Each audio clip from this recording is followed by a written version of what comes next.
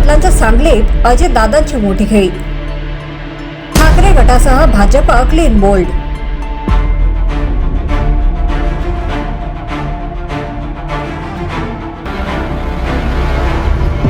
आगामी स्थानिक स्वराज्य संस्थांच्या निवडणुकीसाठी सर्व राजकीय पक्षांनी तयारी सुरू केली आहे। राष्ट्रवादी काँग्रेसने सांगलीत मोठी खेळी खेळत ठाकरे गट आणि भाजपला दणका दिलाय।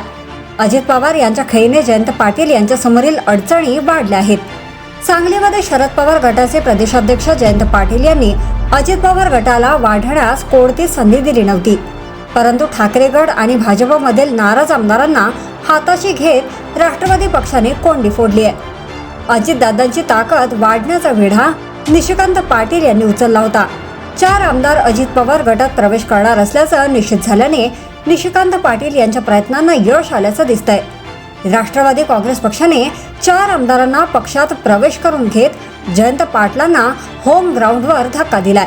सांगली जिल्ह्यात अजित पवार गटाकडे कोणताच चेहरा नव्हता, पण आता भाजप, ठाकरे गट, शिवसेना आणि शरद पवार गटात नाराज असलेल्या आमदारांना गळ घालत अजित पवार गटाने पाटलांना चेकमेट दिलाय। नाराज आमदारांना घेरलं।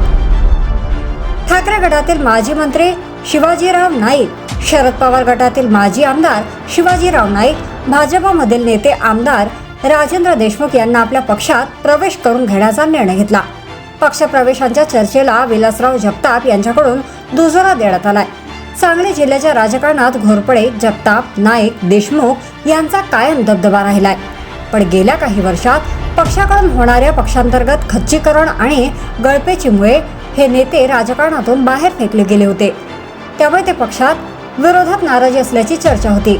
त्यांच्या नाराजीचा फायदा घेत अजित पवारांनी त्यांना गळ घातली आहे। हे नेते मोठ्या आणि राजकीय दृष्ट्या हक्काच्या पक्षाच्या प्रतीक्षेत होते। ते संधी त्यांना अजित पवार यांच्या गटाकडून मिळाली।